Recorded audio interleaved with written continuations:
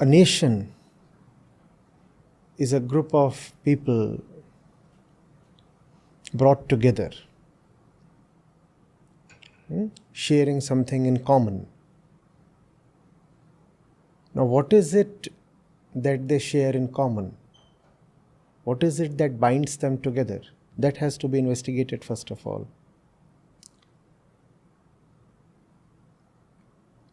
If the basis of the nation is race or ethnicity or language, color, creed, then you would see very clearly that there is a big problem. Because then nationalism is founded on the basis of man versus man. Me versus you. We have the same skin color, so we are one nation.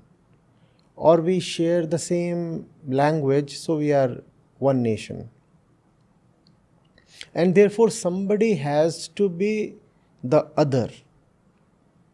Somebody has to be treated as the outsider or the enemy or the pariah. Do you see this? If I say that we can be together as a nation only because we share a certain common language or a certain common religion, do you see the dangers that come with it? Or we are one nation because we are Aryans.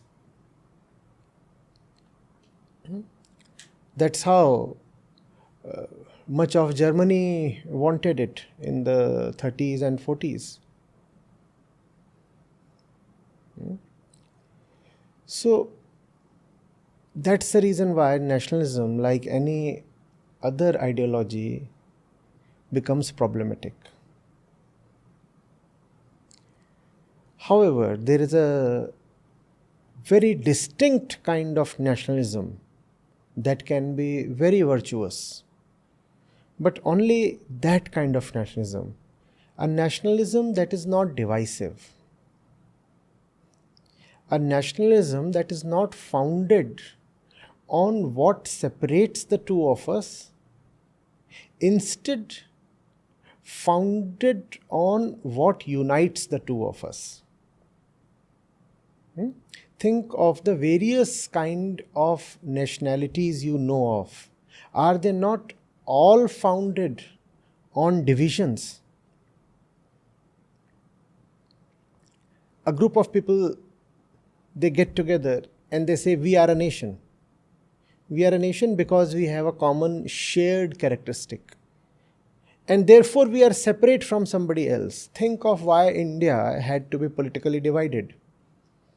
What was Jinnah's argument? What was the two-nation theory? He said Hindus and Muslims, they are not just two different religions. They are two different nations. Because everything about them is distinct, exclusive. So when you have a nationalism that is founded on differences, then nationalism becomes toxic, violent, and leads to horrible consequences. So we are saying, let there be a nationalism that is not founded on the differences between man and man. Instead, it is founded on what is common between you and me, man and man. Now, what is it that we share? Now that takes us into philosophy, rather metaphysics. What is common between the two of us? If you look at one person and then at another, you would only perceive differences, right? Even if you say that they share a common language, the dialect or the accent would be different. Even if you say that they share a common religion, yet they might be investing themselves in different stories or different verses or different gods. So, by definition, one person is always very distinct from the other, and the differences are countless. Man is different from woman, is he not? The young person is different from the old person. The rich says he is different from the poor. Right? The ones living in the East say we are different from the Westerners. Pakistan got made on the basis of religion, but then had to be divided on the basis of language. So differences never end. You find one commonality, and behind that commonality there would be 10 differences lurking. The moment you found your nationalism on something that is not absolutely universal, you are just inviting discord, strife, hatred, limitations. And none of that is any good, obviously. Are you getting it? Huh? So, the Germans say we are one people, the French say we are another people. The Brits say, oh, we belong to Europe, but we still are a distinct class. We don't even want to be a part of the Euro.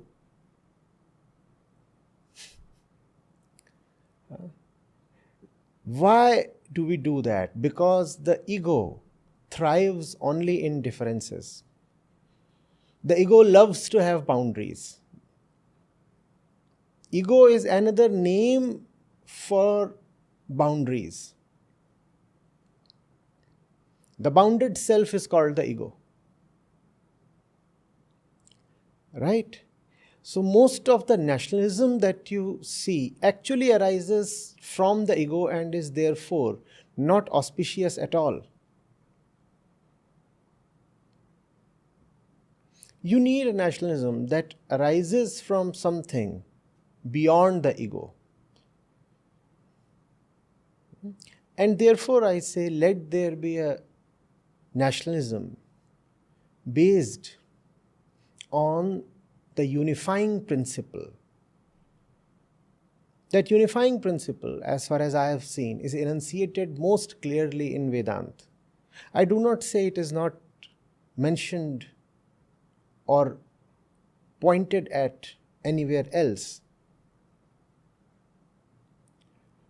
But Vedanta spells it out quite neatly. That unifying principle is called the borderless self, Atma. That clarity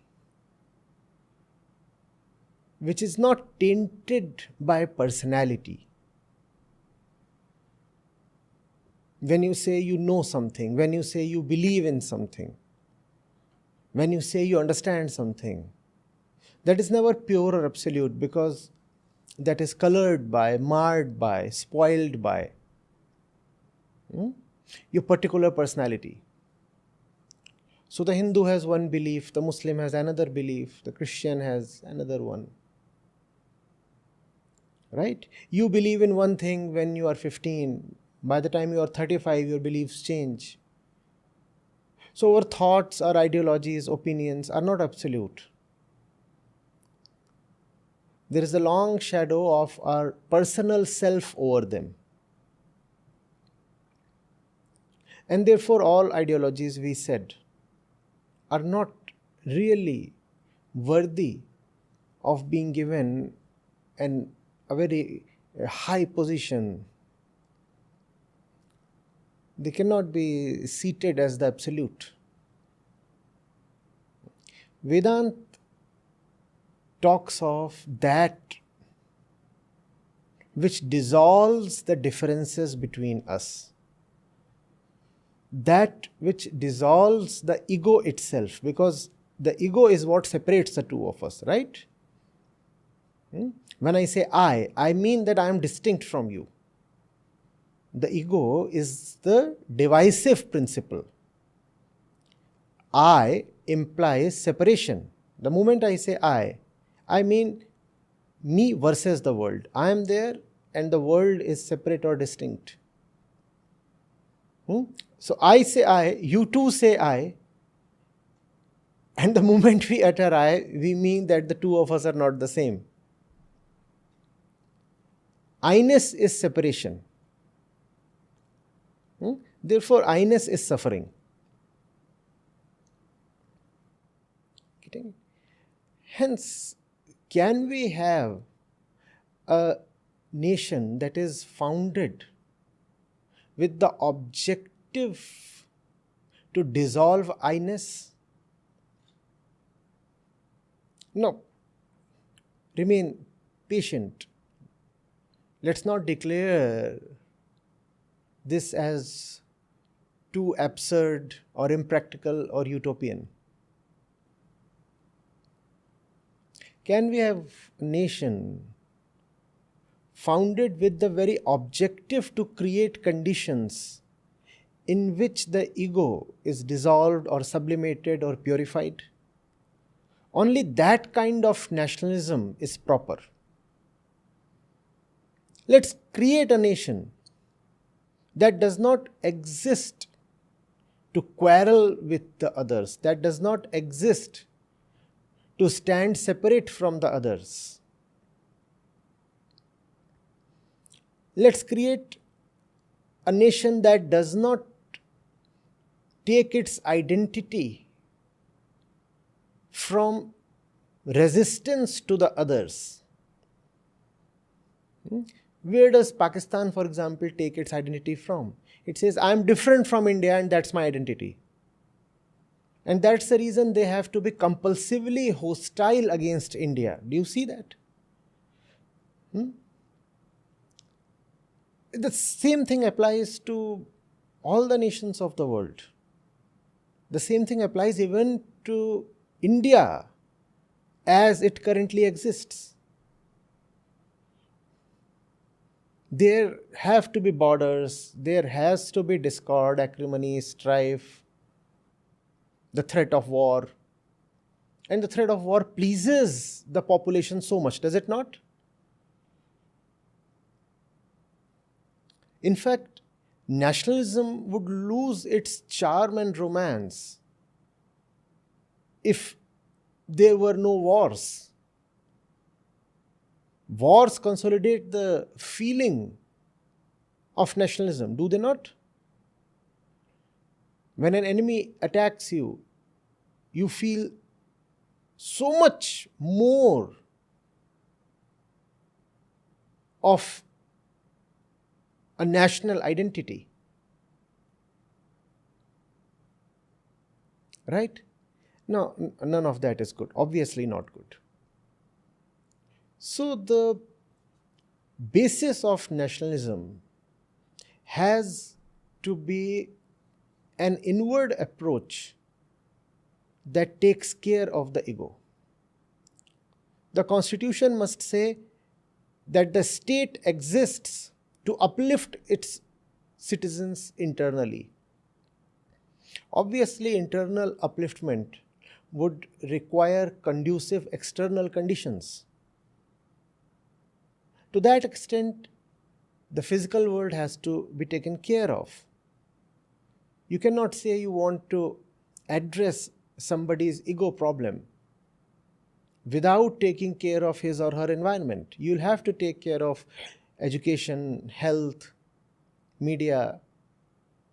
You'll have to protect the genuine interests of the various groups of citizens as they exist, no?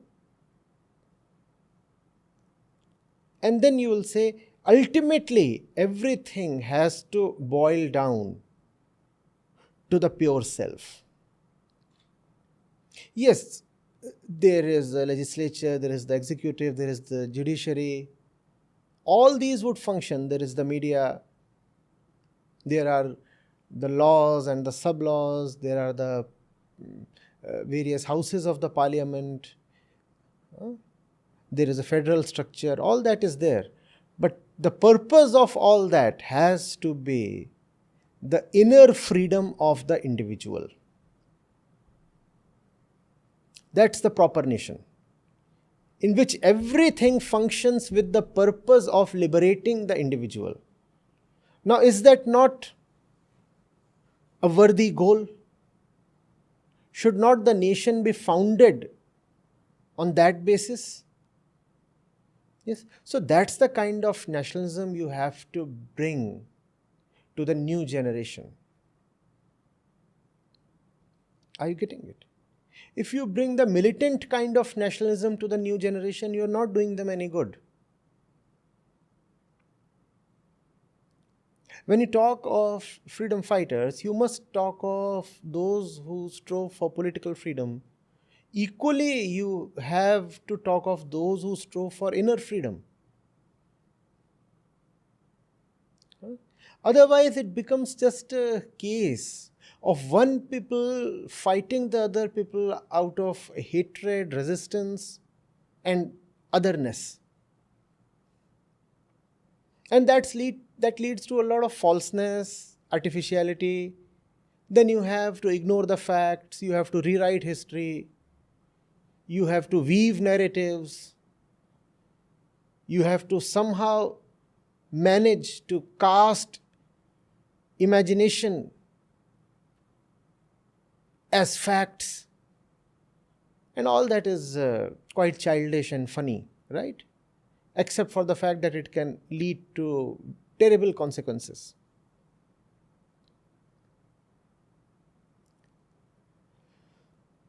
So, bring the reality of life to the young.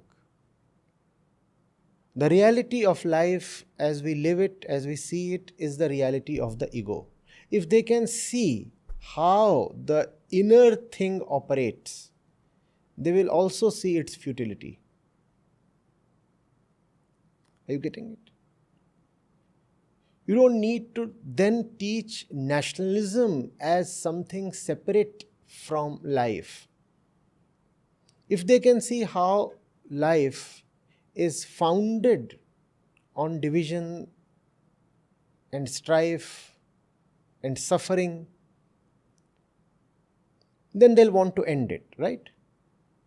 And when men get together in their common mission of ending suffering, a noble nation is born. Don't you want that kind of nation? People are getting together so that they can together eliminate the suffering of mankind. And since they are getting together, they constitute a nation. Will that not be a very, very noble and desirable nation? Please tell me. Yes? Or would you want people to get together to pelt stones on some other group? Is that the kind of nationalism that you want? It could be stones when it comes to small groups, and it becomes missiles when it comes to large and powerful groups, right? 20 people on one side pelt stones on 20 people on the other side. And when these 20 people become a nation of 20 crore people, then they pelt missiles on the other 20 crore people, right? And they also then get together and form groups and coalitions. So Russia is scared of the NATO, and different kinds of groupings are happening, all with the purpose of defending the self and defeating the other. And the more that happens, the more we come closer to catastrophe as a people. Are you getting it? We do not want to repeat history. In history, nations have never been founded on the right basis. And therefore, those who could understand life, like we said Tagore, had to reject nationalism. They said nationalism is the worst kind of toxicity. Let's not reject nationalism per se. Let's just say, let there be an all-embracing nationalism. Let there be a unifying nationalism. Let there be an enlightened nationalism.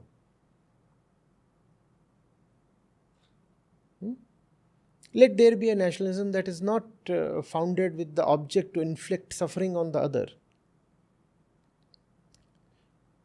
You can inflict suffering on the other only if you do not see that you and the other are the one. The moment you start seeing the underlying oneness, it becomes impossible to inflict suffering on the other. Right? Can we as Indians come together on this noble basis? And that would be the real Bharat. India cannot be about geographical frontiers, a location on the world map. India is just too big to be contained on a world map. India is just too transcendental to be marked as a piece of earth. Who is an Indian? An Indian is someone who understands the very basis of life. The one who sees that you are born to be liberated. Only such a fellow deserves to be called an Indian. Because India, not the political country India, I'm talking of the real India, I'm talking of the very concept of Bharat. The real India is founded on understanding, realization, bodh. We want to understand. India is the place where the urge to understand hit the human for the first time. India is the cradle of religion itself. And true religiosity is about understanding life and therefore getting liberated from its bondages. That's who an Indian is, who wants to understand what this thing called the self is, what is meant by relationships, who am I, who is the other one, what is this thing called life, why am I alive, what is death. Only someone who is conscious enough, keen enough, and courageous enough to go into these questions deserves to be called an Indian. And that's the kind of nationalism we need. A nationalism founded on understanding. From where I am looking, 140 crore people do not deserve to be called as Bharatiya. They may continue to hold the Indian passport, that's a separate matter. But when it comes to being Indian nationals, well, that's a very elite thing. That's a thing that requires a lot of qualification. Being a citizen is another matter. Desh and Rashtra are not the same. So when you say that you want to invoke nationalism in young people, you must know what is it that you want to educate them in. kindly do not indoctrinate them in some sectarian or divisive ideology. That's not nationalism. Real nationalism takes you within, and only that kind of nationalism is deserving enough to survive. Otherwise, the world has seen the perils of blind and violent nationalism for good. Are you getting it?